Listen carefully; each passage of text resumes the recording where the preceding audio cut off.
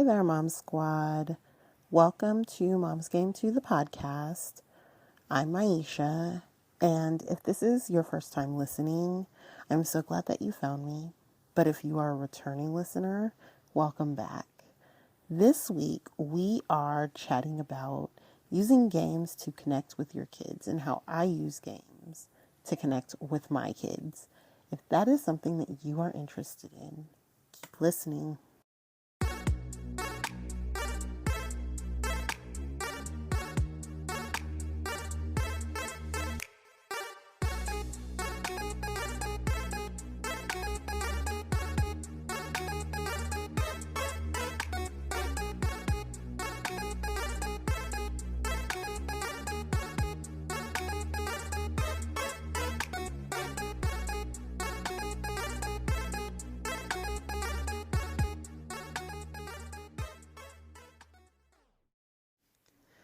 All right, let's get into this weekly catch up. So, this past week has been kind of a crazy one for me. Uh, Lots of little things going on, which, as we know, adds up to big things if we're not careful, right? So, of course, it's the 2 weeks before winter vacation, which means every day is a different theme day. The kids are supposed to dress as certain things, and class is having different theme day parties, blah, blah, blah. It's annoying. Like, I don't know if they know that it's annoying, but it is so annoying to have to keep up with those things. And most of the time, my kids come home and throw all their papers from school away, and I don't even get to see them. Like, seriously, I really, really hate that school has become, especially in December, like one of the most high stress months of the year is literally every day it's something different for school. I know it's fun for the kids, but it is so hard on the parents. So that has been a big chunk of my week this week, is keeping up with the kids' themed school days. I hate it. It sucks. It's ridiculous. This week, we've had some hiccups in our lives. So, the biggest hiccup, my children broke the rear driver's side door on my truck. Luckily, hubby was able to fix it, but it took him like 8 hours. His whole off day, he had to spend disassembling and reassembling the door on my truck so that he could fix the lock that the kids broke. I don't know if you've ever had a Volvo, but nothing on those cars comes apart easy. Everything is difficult. Everything is a pain in the butt. And the door lock, literally no different. Let me back up some. Okay, so I'm in upstate New York. It's cold up here. We've hit freezing temperatures, it's cold, which is fine. So I tell my children, if you pull on the door handle and the door does not open, don't yank on the door. Come and get me. I will open the door for you guys. Not a big deal, right? What do my children do though? They yank on the door. Of course they yank on the door. Because why wouldn't they, right? Mom obviously doesn't know what she's talking about. Obviously, right? So we're getting ready for school. My son had missed the bus that morning. He overslept. I overslept. We all overslept. So he missed the bus, which was fine. I don't mind taking him to school. I don't mind taking any of the kids to school if we're having one of those mornings. So my oldest is in the truck. She's ready to go to work. The youngest is in the truck. She has chess club. And my son, my oldest middle child, is in the truck. He's ready to go to school.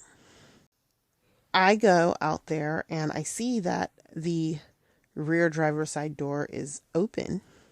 So I go to close it. It doesn't close. Now, I know that, locking mechanisms, they get stuck, whatever. So I go to tap on the little hook inside the door to see if it will reset itself, it won't. So my husband comes home and he is well within his right of being livid because the door in the truck is jacked up. And realistically, we don't have the money to put the truck in the shop to get the door fixed right this very second. Like, and why is it broken? Why is it broken? I love my kids so much. So we dealt with that. He was able to get the door fixed. It just took him all day, 8 hours. It took him about 8 hours to get that fixed. And he was upset the whole time. And who can blame him? Because that's ridiculous, right? Me and the girls went caroling. That was kind of a lot of fun. We had a good time. Girl Scouts does so many things, and I love it so much for my girls because they get to experience so many things. So we did that. My son had a robotic strip that he almost missed because he forgot to turn in his field trip slip. That was fun. So much fun. I haven't decorated for Christmas yet, which is weird for me. I'm a very Christmassy person. Like, Christmas is my favorite holiday, but I have not decorated for Christmas yet. And I don't think I will be. Like, realistically, I'm just not in a very Christmassy mood at the current moment. And I would much rather take that money and spend it on something else. So, not in a very Christmassy mood. Don't really want to decorate for Christmas. And since we don't do Santa, like, I know people think that's so weird. Like, how do you have kids and you don't do Santa? We don't do Santa. My kids have always been told that, mom and dad are Santa. We do this for you. We make sure that you guys have the things that you need. So for us, it's not really a big deal if I don't decorate for Christmas. It's fine. But I haven't yet. And I'm still debating on whether or not I'm going to buy a Christmas tree. Decisions.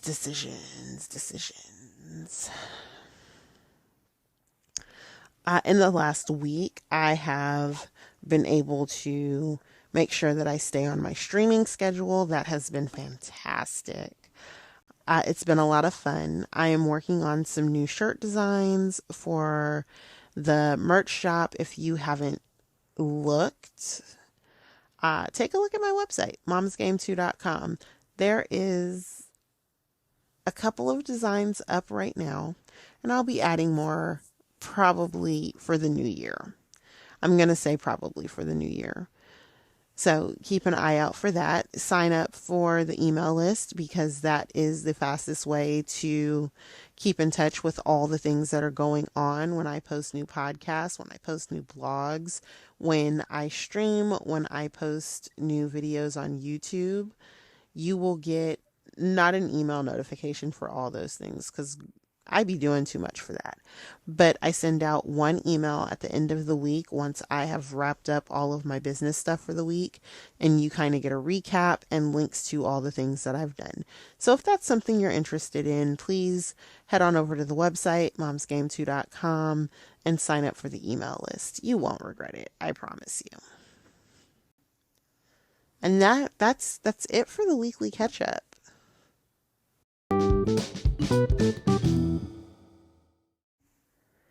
So this week we are talking about using games to connect with the kids and how I use games to connect with my kids. And I know that most people, they are of the thinking that screen time is bad and kids should be limited to how much screen time they have. And in some aspects, I agree. You should definitely be mindful of how much screen time your kids are having, or you end up with a child like my son who has a serious screen addiction that we are working through right because I wasn't careful with him. I did, during COVID, let him binge play on his Switch and binge watch TV. And now he is struggling to function with limited access to electronics.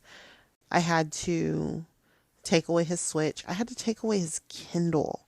I had to take away the computers. And he's only allowed to use his Chromebook at school for schoolwork, at home for homework. And he's only allowed to watch TV when we're watching TV as a family. Like, I had to severely cut down the amount of screen time that he is allowed because of his dependency on having a screen. Like, this kid literally will do nothing without a screen if he has screens to have. And I'm talking, he will even sit there and play with his calculator because it's got a screen on it. It's really bad with him. So while I do know from personal experience that you do have to be mindful of the amount of screen time you give your kids, playing games with your kids, coming down to their level to, connect with them. I mean, are there other ways that you can come down to your kids' level and connect with them?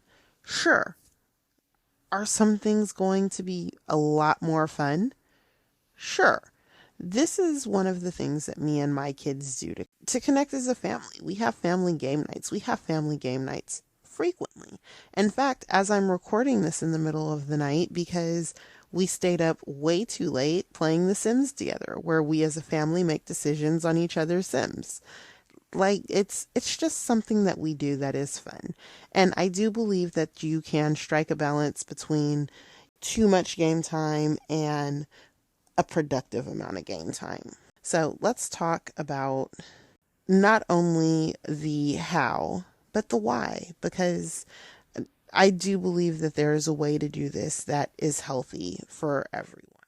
If you've listened to my podcast, typically it's like 5 or 6 reasons why, and I'll go through and I'll list them all. I am sorry if you can hear that in the background. My dog is thumping his tail in his sleep. I'm at home tonight recording because I didn't make it to my office this week.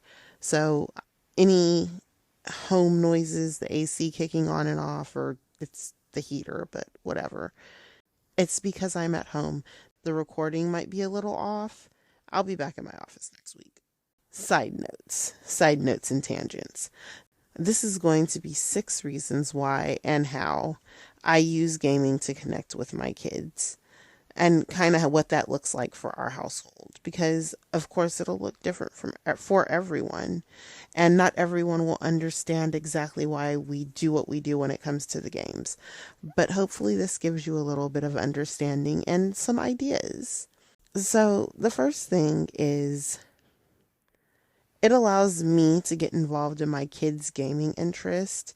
I can keep an eye on what they are playing, whether or not it's appropriate, understanding what they're getting from the game, have conversations with them about it, connect it to real world things. But as a general, just getting involved in their gaming interest. I find out the games that they like. For my kids, that's Minecraft. It's not the only game, but it's the biggest game. Minecraft and Roblox, and I don't understand Roblox to save my life. I understand it's a server, but it's like Minecraft. I don't understand Minecraft. I'm learning how to play, but I don't think I really like the game. That's a big part of the problem. But I do make sure that I talk to them about the games that they're playing and try to get involved with the games that they're playing, even if it's just me giving my input on things while they play, so that they understand that you're interested just as a whole, just showing that interest, even if you're not really interested in it. I'm not interested in Minecraft. My kids know I'm not interested in Minecraft, but they also know that I will sit there and have a 5-hour conversation with them about Minecraft if the wind blows the right way.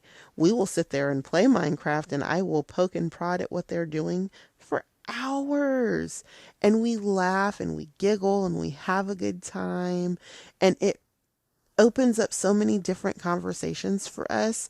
We talk about why the spiders are deadly, why the zombies are what the zombies are. Like, we just have these weird random conversations that just allow us to connect. And it's a beautiful thing. But I try to be very intentional with the connections that I make over video games, because I want to make sure that the connections that I'm making with the video games are positive ones, right? I don't want them to feel negatively about it. So I try not to remind them consistently that I really hate Minecraft. And I'm bad at that, by the way, because I'm constantly telling them that that's not what I want to play. I don't really like the game. But I will also sit there and have extended conversations with them about the game. I'll sit there and watch them play. I'll sit there and play with them and just complain the whole time that I don't know what I'm doing. Explain it to me like I'm 5. And then I still don't get it. That's my relationship with Minecraft. I understand the sandbox basis of the game, but I don't do good with games with no direction. I think the only game that I've ever truly loved that doesn't really have direction is Animal Crossing. Animal Crossing is a great game. How do you get involved with your kids' gaming interest? How do you make sure that they know that you're interested in the games that they're playing? Let me know. Do you have conversations with them? Do you learn to play the games that they like to play? Do you just sit and watch and ask questions and engage with them while they're playing? How do you show them that you're interested? How do you get involved? Let me know. Number 2, make gaming a family affair. I've mentioned this a couple times. Gaming is a family affair in this house. Mario Kart is our game of choice, followed very closely by Mario Party, Super Smash Brothers, and Mario Deluxe. Because we can play together. We can play 4 people at a time. It's nice to be able to enjoy that time together. Gaming, while I thoroughly enjoy a solo gaming activity, it doesn't have to be a solo activity. Because me and my kids play a lot of the same games. Dreamlight Valley, me and the girls all play Dreamlight Valley. Pokemon, all the kids play Pokemon. I don't play Pokemon, but I will play Pokemon. I know that sounds weird coming from an older person. Like, I don't play Pokemon. And Pokemon is literally my generation's game, but I've never really been a fan like that. I don't play Pokemon. They love Pokemon. I'm trying to learn to love Pokemon for that specific reason. I have a farm with my 7-year-old on Stardew Valley, and I'm trying to encourage the 11-year-old and the 12-year-old to join in on that farm because it's the Four Corners farm. They can play too, right? Me and the 7-year-old have a blast doing couch co-op with Stardew Valley. She goes off and does her thing. I go off and do my thing. I know what I'm doing, and it always benefits her. I always make sure that I'm on top of finding money, finding resources, so that I can give her resources, so that she can go and destroy my chicken coop and whatever else it is she's going to do, because she's going to do it. And that's why we have our own separate save away from, my actual game save. And it's a lot of fun. Like I said, multiplayer Mario games are my favorite. I love them. And it always sets up for a really, really intense but fun family time. We talk a lot of trash as a family, so Mario Kart can get really intense in this household. But that's okay. It's a-okay. And last but not least, one of the ways that I make gaming a family affair, I ask my kids for help with things I don't need help with in games. Recently, I was playing Unpacking, and I was like, oh my God, I don't know where this goes. Can one of you guys help me? And now all of my kids like Unpacking because I asked them to come help me with something. Did I need help? No, not really. But did I want them to come and sit with me and spend some time with me and interact with me? And I was struggling finding a way to do that because they didn't want to color, they didn't want to craft, they didn't want to go do anything. They just kind of wanted to be in the house. So gaming is a good way to draw them in. So they get to help me with stuff, and it's a lot of fun. Unpacking was a good one for that, just being able to ask for help. I love making them feel like I need their help. I love making them feel like I need their help when I'm playing a game. It makes them feel like they know something that I don't, or they can do something that I can't. And it gives them an ego boost, and it makes them want to continue to play with me. And I love that for them. It's good for them. Even though they talk a lot of trash while they do it, it's it's okay for them to talk a lot of trash while they do it because I'm doing it to boost their ego and for them to come spend time with me. Not, to lower their self-confidence. I give them tasks that I know they can complete to make them feel better and draw them in to come and hang out with me. So those are some of the ways that I can make gaming a family affair. And it's a lot of fun. We always have fun when we game as a family, despite the whining and, there's always crying. Someone is always upset because they lost, because somebody has to lose, right? But all in all, I wouldn't trade those memories for anything in the world.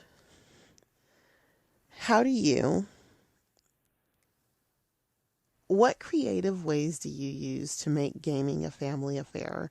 And when I say gaming, board games are games.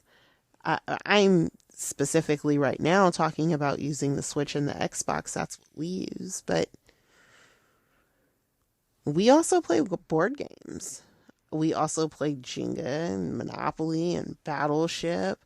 Like Scrabble. Scrabble is a good one. I love playing Scrabble. I always help the 7-year-old because, she's still learning words. And the 11-year-old and the 12-year-old are really, really, really big jerks when it comes to Scrabble. And I know big words and you don't. Yeah. So I tend to help the 7-year-old and help her get ahead in the game.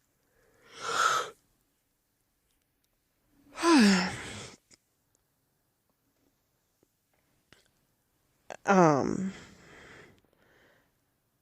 how do you use gaming to make your kids feel like, or give your kids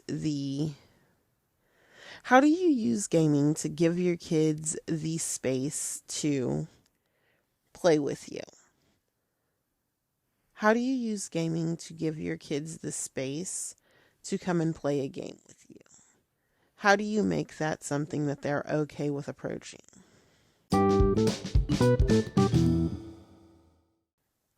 Number 3. I use gaming to teach different skills, encourage problem solving, and it is so much fun. I'll play Garden Simulator, and we'll talk about the different fruits and vegetables and how they grow. We'll pull things up on Google to see if what the game is saying even remotely matches to what Google says. And we make it a whole learning experience, and it's so much fun. The same thing with Stardew Valley and any other farming sim that we play. Dreamlight Valley, Harvest Moon. We consistently, okay, this says that after I plant it, it's going to take these many days. You think that's accurate?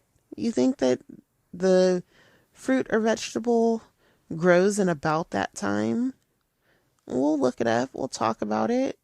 Germination time versus fruit setting time. Of course, video games, it's never going to be the same, but it gives me the opportunity to talk about those things with them. And a lot of times it starts a conversation about fruits and vegetables and things, which my kids hate. And it allows me to open up that conversation and we can talk about it. And I hope that one day having these conversations with them about different fruits and vegetables while playing a video game leads to them actually wanting to eat fruits and vegetables. Hopeful thinking. But we have conversations about building things and crafting things, materials, planning, having blueprints, following instructions to build things. Like, we're able to have all of these conversations just based off a video game. My time at Portia, great game for having conversations about following steps and instructions and completing one task before moving on to another, having to gather the ingredients first and follow the instructions, because their crafting in my time at Portia is like extensive. It's a good game to play to have those types of conversations about. We still have those conversations where we're playing Dreamlight Valley or Stardew Valley, even Minecraft. But I know that my time at Portia, the crafting aspect is like deep. It's super deep. And I love it. And time management, games like Bear and Breakfast, where it's a restaurant. It's a motel simulation game. And, that's part of time management. SimCity, a management game. Jurassic World, a management game. Roller Coaster Tycoon. All of those games, you have to figure things out, put pieces together. And when we play those games as a family, it just opens the door to conversations about teaching skills and encouraging problem solving, encouraging skills and learning new things. And the kids seem to really enjoy that aspect of gaming. And when conversations come about that way, they seem to truly enjoy it. And, learning while you're having a good time is the best time to learn, because you learn so much better when you're smiling. Or at least I do. I don't know. I could be wrong about that. Number 4, play games that are better with more people or require teamwork. Has anybody ever played that game, It Takes Two, where you have to have 2 people to play? You have to work together to play. That is a fantastic way to teach teamwork, as is Super Mario Brothers Wii U, and Deluxe. Those games are great when you're playing with more than one person to teach teamwork. The games that we tend to play in my household that require teamwork are better with more people, and therefore you have to be willing to work as a team to play. Minecraft, Family Farm on Stardew Valley, Fortnite, Mario Kart, Roblox. Roblox has so many games because they're all server games, you're never really playing alone. There's always people. We use those games, even Halo and Call of Duty, because my kids enjoy those games. We use those games to improve communication skills, teamwork skills, the ability to lean on each other when we're playing a game, which, the hope is that those skills transfer over into real life, right? So that is why I do enjoy playing games with them that require teamwork.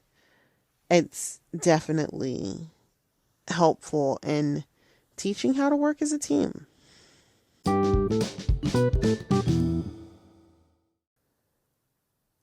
Number 5,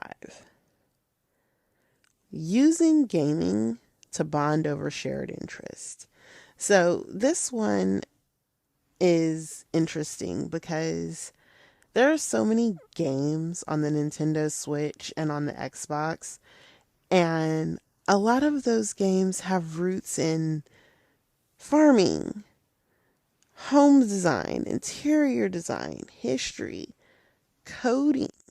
Like, so if you know that your kid, like my kid, the 12-year-old, enjoys coding, I try my best to find games that have a coding aspect. Game Builder's Garage. He loves that game. He likes being able to build the levels. And it's, you know, low level coding, but it's still some form of coding and he loves it. Magic Code is one that I randomly found on the Switch that teaches coding in a bare minimum type of way. It's a great game. History. My kids enjoy the re-release of Oregon Trail. Trying not to kill yourself while trying to make it across what is, a historical event. They enjoy that so much because there are a lot of facts in that game. Yeah, it's a fake game, right? But it's based on real things and they love that. And I love that. And, there's nothing like going down memory lane and hitting nostalgia with your kids while playing an old new game, right? Assassin's Creed. I know that's a weird one, but most of those games are set in the past and they are fairly accurate, I think, me personally. Besides, the assassin running around killing everybody part. But like, I do feel like a lot of the stuff is very accurate. And my kids, not kids, kids. The oldest, the 23-year-old, and the youngest middle child, the 11-year-old, they thoroughly enjoy playing Assassin's Creed. And they take things in, they look things up, and I think that it's fantastic. Interior design. The 23-year-old is really big on design in general. Fashion design, interior design. She's trying to learn how to, be a design artist of some kind. So she enjoys playing these games. House Flipper, My Universe Interior Design. Those two games are a blast. They're so much fun. She has a fashion game. I don't remember the name of it, but I know there are some out there. There's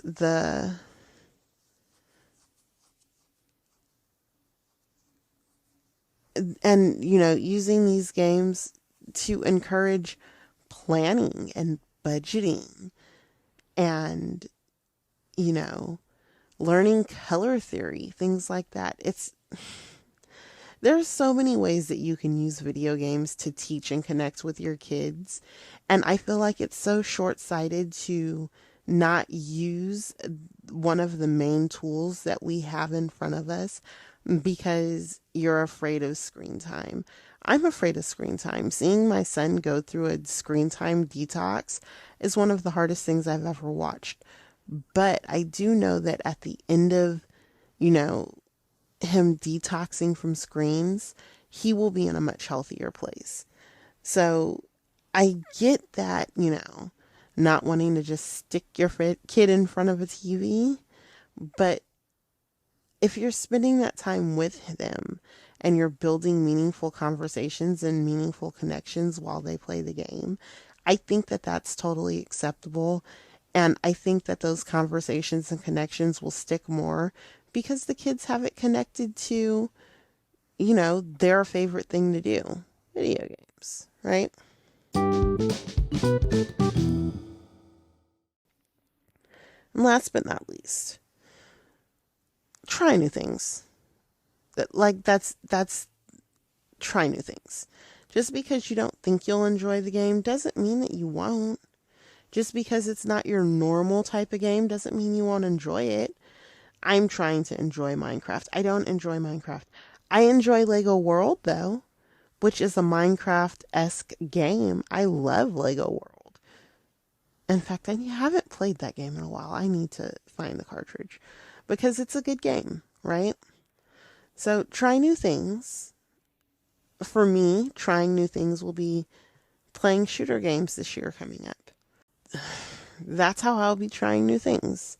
So make sure that you're trying new things with your kids. When they suggest games that you don't think you'll like, try it anyways. Have them explain it to you. Build on that conversation. It's all about making sure that you're not just giving them the screen and dipping off to do your own thing, but give them the screen and then interact with them, encourage them, have conversations with them, challenge them. That is what I mean when I say use your electronics, use your video games to connect with your kids and to make meaningful connections with your kids. Because I promise you, the kids are going to remember, oh yeah, I was playing my favorite game and then mom came up and asked me a bazillion questions. And then she picked up the controller and she played with me. She was horrible at it. It made me laugh, produced a core memory of my life, but she was horrible at it. But she played with me and she had a good time. She didn't complain, right? Try new things. You might be surprised at what you do and don't like. You really may surprise yourself.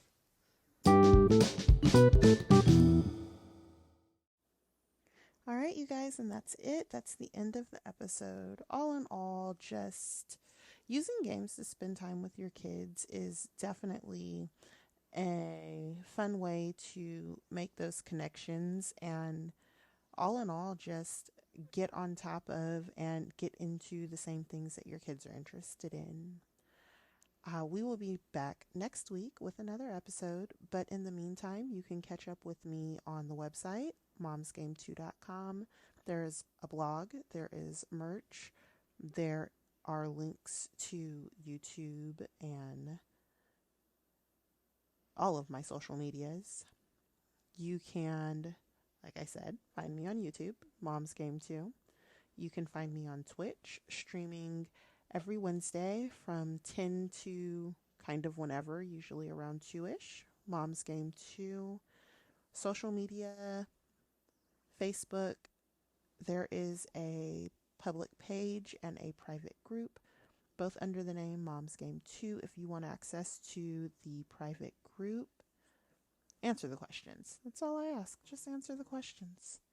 Instagram, TikTok, Twitter, X, whatever it's being called this week, under the handles Mom's Game 2.